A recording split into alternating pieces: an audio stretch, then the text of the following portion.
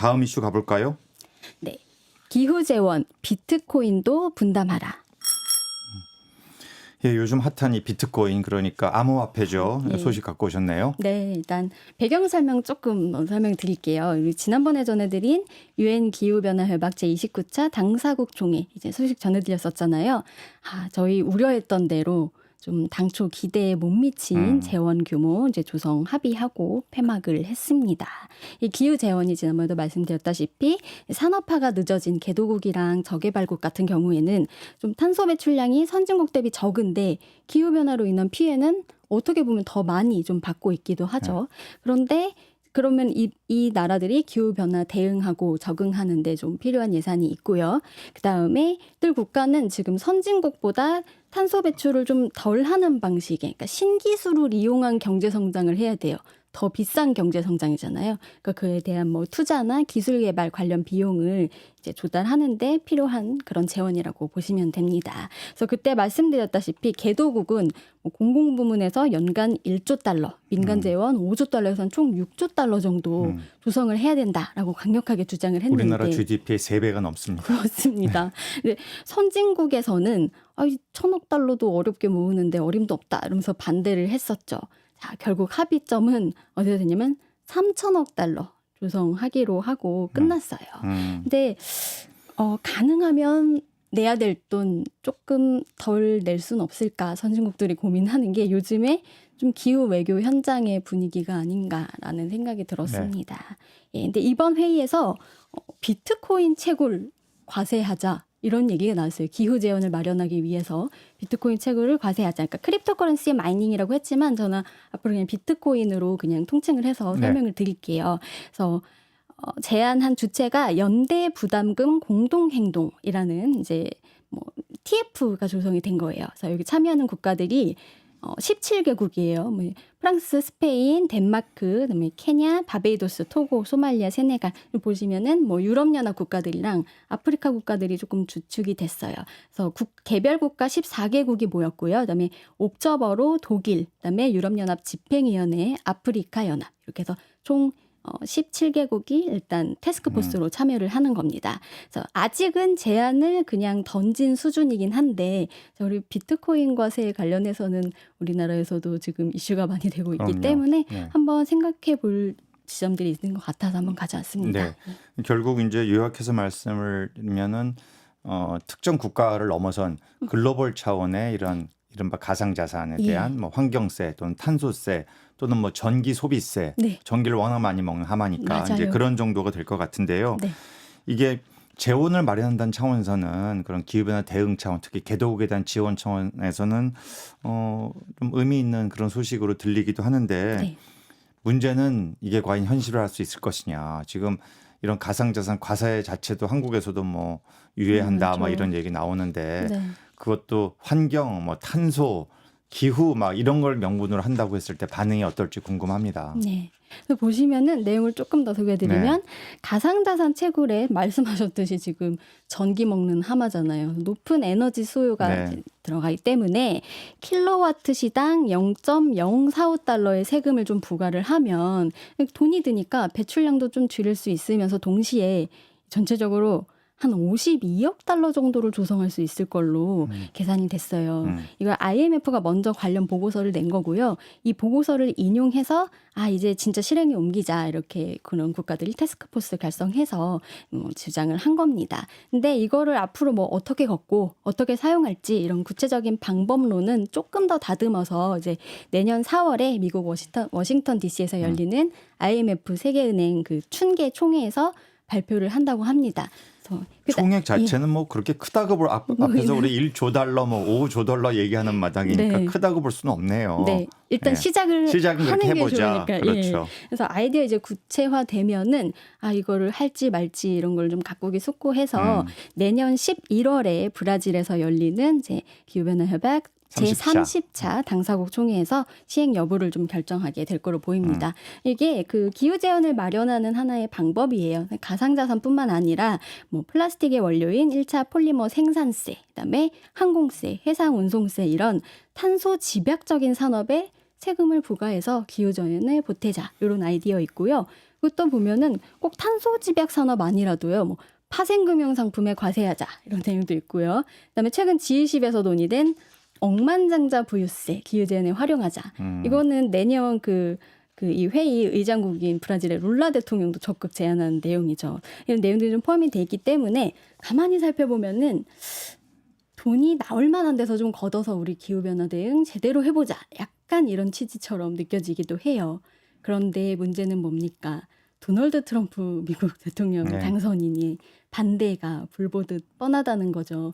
근데 뭐 앞으로는 글로벌 기후변화 뭐 이런 대응하는 데 있어서 미국의 빈자리는 어느 정도는 좀 상수로 두고 가져가야 되지 않을까 싶어요. 한 4년 정도는. 자, 이번에 이 태스크포스의 공동 책임자를 맡은 유럽 기후재단 ECF의 로렌스 투비에나 대표는 발표를 하면서 모든 국가가 동일한 기후변화라는 동일한 도전에 직면해 있기 때문에 재정 정의가 없으면 기후 정의도 있을 수 없다. 그러니 적극 동참을 해달라고 촉구를 했습니다. 상당히 인상적인 발언이네요. 재정 정의가 예. 기후 정의의 선제 요건이다. 네. 사실은 말만 하면 뭐합니까? 돈을 모아야죠. 맞아요. 네. 네. 취지는 충분히 공감이 되고요. 근데 결국 이제 실행을 하려면 이 코인 채굴이 기후변화에 미치는 영향, 그러니까 그만큼 전기를 많이 쓰고 그 전기를 탄소를 배출하는 그런 방식으로 전기를 공급하게 되면 그만큼 기후변화에 악영향을 미치니까 여기에 과세하는 게 필요하다. 이제 네. 이런 논리가 될 텐데요. 사실은 뭐 미국에서 바이든 행정부가 이제 얼마 안 남았습니다만 네. 암호화폐 채굴 업체한테 최대 30% 징벌적인 과세하겠다 이런 걸 밝힌 적도 있잖아요. 네. 결국은 뭐 내년 1월에 트럼프가 이제 네, 집권하게 되면 이런 게 다 무산될 가능성이 매우 높고 참 현실적으로 실시한다는 게 어렵다 이런 생각이 들지 않을 수가 없네요. 네. 그런데 이게 가만히 보시면은 이거 비트코인 채굴하는데 전력 너무 많이 소모된다. 전기 먹는 하마다. 뭐 여기에 대해서는 반론의 여지가 없어 맞아요. 보이긴 해요. 계속 지적되는 상황이죠. 이 비트코인 채굴할 때 작업 증명이라는 방식을 사용을 하는데 이게 이제 고성능 컴퓨터를 계속 돌려서 아주 복잡한 방정식을 풀어나가는 그런 과정이래요. 어마어마한 전력을 사용하는 걸로 이렇게 알려져 있습니다. 그래서 올해 5월에 이제 해외 가상자산 전문 매체 코인 텔레그래프가 이제 보도를 해서 알려진 연구가 있는데요. 베스트 브로커스 애널리스트 폴 호프만이 분석을 했더니 2024년 시작하고 2월까지 그러니까 한두 달 정도 사이에 미국 내에 비트코인 채굴하면서 들어가는 전력이 2822기가와트시에 달한다고 했습니다. 이게 어느 정도냐면 미국의 모든 전기차를 87번 넘게 충전을 하고요. 약 200만 가구에 1년 동안 전력을 공급할 수 있는 그런 양이라고 합니다. 아주 귀에 쏙 들어오게 이렇게 비교가 됐네요. 네. 그래서 미국에서 비트코인 한 번 이제 채굴할 때요.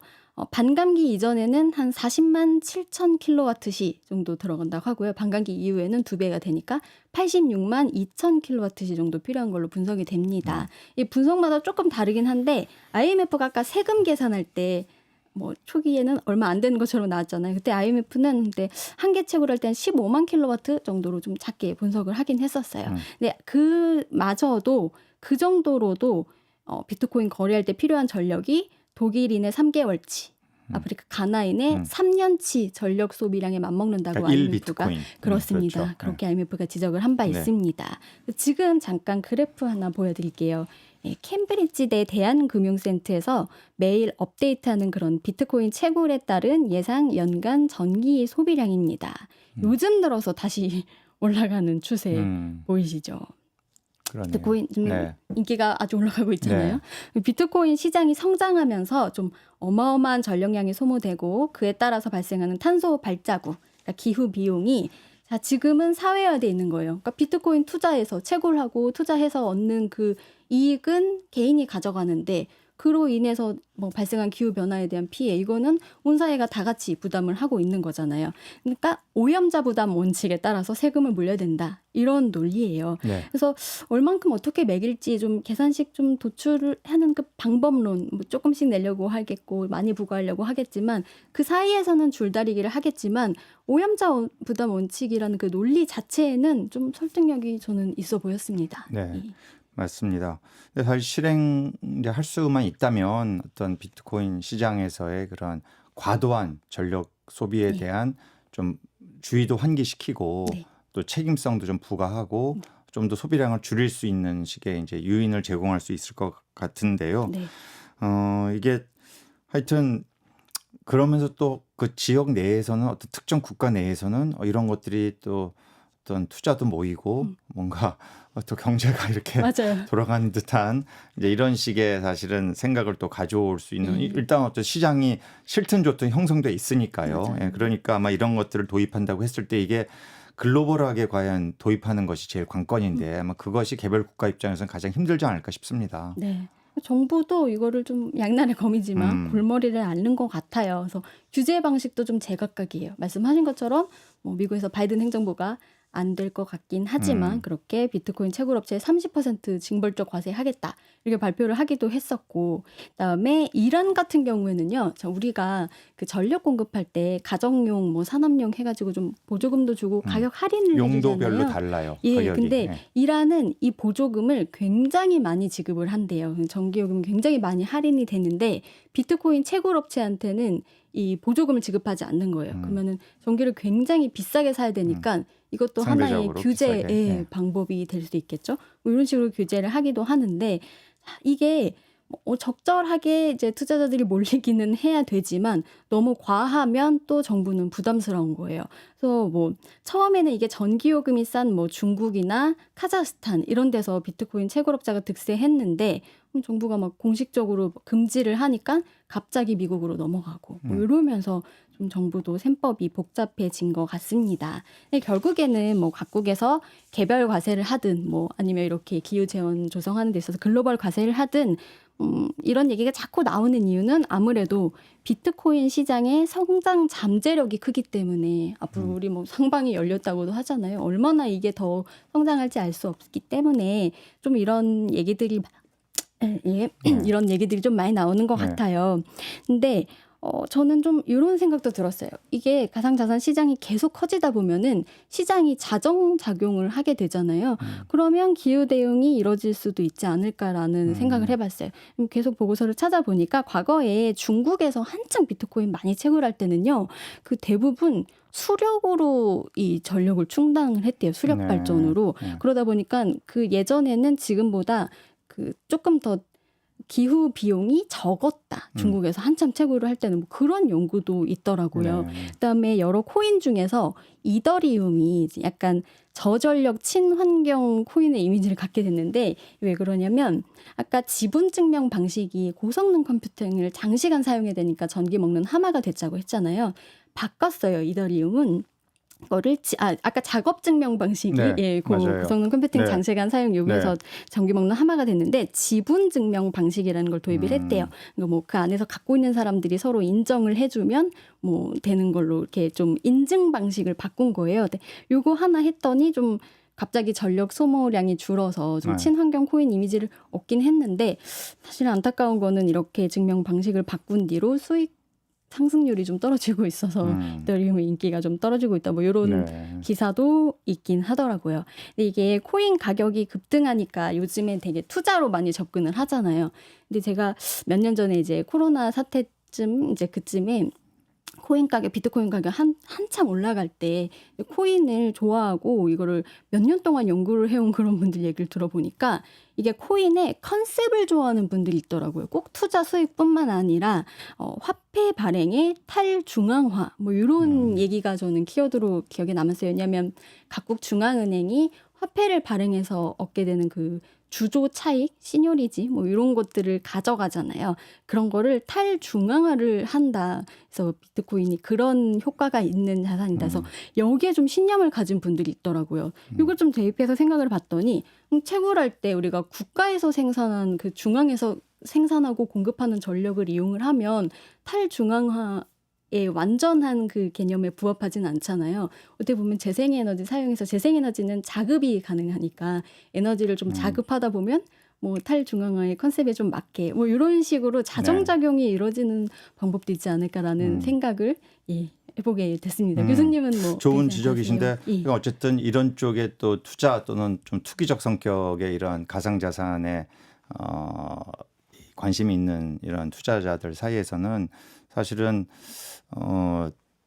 그냥 놔두게 되면 거기서 오는 이 유인이랄까? 내가 여기에서 큰 어떤 자산을 확보할 수 있겠다, 모을 수 있겠다라는 것이 강하기 때문에 앞에서 이야기했던 어떤 형태로든지 전기 소비를 좀 줄여야겠다는, 그러니까 뭐 환경세가 됐든 탄소세가 됐든 이런 것들을 좀 도입을 했을 때 네. 오히려 지금 말씀하신 그런 몇 가지 단편적인 사례 있지 않습니까? 네네. 좀 상대적으로 채굴을 하되 전기 소비를 줄이는 방식, 예. 아니면 친환경 발전 방식을 사용하는 거, 이런 게 지금 사실은 AI나 이런 쪽에서 많이 하고 있잖아요. 예. 석탄 화력 안 쓰고 태양광으로 하겠다. 이것도 그런 식의 좀 친환경적인 채굴이 가능할 수 있게끔 유인을 제공해 주는 게 중요한 게요. 그 IMF가 조사한 거에 따르면 2022년도에 예. 전 세계적으로 이 암호화폐 채굴 플러스 데이터 센터에서 사용하는 전기가 전 세계 전기 소비량의 2%였는데 예. 내년이 되면 2025년이 되면 이게 3.5%로 증가한대요. 2% 그러니까 너무 이게 3년 만에 거의 예. 2배가 1.5 이렇게 되면은 이 3.5%전 세계 전력 소비 3.5%라는 거는 현재 일본이 사용하는 전기 소비 비중과 맞먹는답니다. 그러니까 이게 이 양쪽에 물론 성격은 다르지만 전기를 많이 사용한다는 공통점은 있기 때문에 어떤 형태로든 여기에 대한 경각심을 높이기 위한 국가 간의 협력적인 노력 이런 게 좀 필요하지 않나 하는 생각은 하긴 해요. 너무 이 소비 증가율이 높기 때문에 이제 그냥 놔두면은 아마 국가 단위에서는 전력 수급 계획을 비트코인 채굴 데이터 센터 때문에 새로 세워야 될지도 모를 정도입니다. 에너지 기본계획 업데이트하는. 그러니까요. 근데 사실 이게 우리 AI나 데이터 센터하고 비트코인이 아무래도 전기 먹는 하마라는 공통점 때문에 같이 두긴 하는데 좀 생각해 볼 점이 예를 들어 데이터 센터에서 그렇게 전력 생산해서 공급하는 이유가 AI 이제 개발 경쟁이랑 좀 연관이 돼 있잖아요. 맞아요. 근데 뭐 AI는 저는 지금까지 약간 탄소를 배출하는 방식으로 우리 경제 성장을 야기해온 산업들 있죠. 뭐 탄소 지배적인 산업, 철강 산업이나 뭐 석유, 화학 이런 산업들이 사실은 뭐 기후 비용을 좀 초래한 건 있긴 하지만 인류 후생을 어느 정도 향상시키는 그런 경제 성장을 가져온 그런 어떤 산업이에요. AI는 저는 그거를 좀 뒤있는 그런 전력을 많이 소모하긴 하지만 그 동시에 인류의 그런 후생을 좀 향상시켜줄, 후생을 증가시켜줄 그런 산업이라고 생각이 드는데 비트코인은 좀 다른 거 그런 면에서는 아닌가. 좀 어떤 그렇죠. 좀 사회적 분리해서. 가치랄까 기여라는 게 확실히 다르고 예. 말씀하신 대로 AI는 네. 그 자체로서는 전기를 많이 소비하지만 동시에 그 AI의 사용처에 따라서는 네. 에너지 효율을 극대화하고 네. 가급적 에너지를 적게 쓰면서 생산성을 유지하거나 더 높이는 이런 쪽으로도 계속 기술 혁신이 일어나고 있기 때문에 네. 그 동전의 양면이 있어요. 그런데 아무래도 비트코인은 좀 그런 면보다는 말 그대로 내가 여기서 많은 돈을 벌고 싶다는 강력한 유인이 네. 제공되고 있으니까 어떤 형태로든 좀 규제가 일어나는 게 바람직하지 않을까 하는 생각을 하게 됩니다. 그래요. 오늘 말씀 여기까지 듣겠습니다. 지금까지 CBS 최세현 기자였습니다. 고맙습니다. 네, 감사합니다.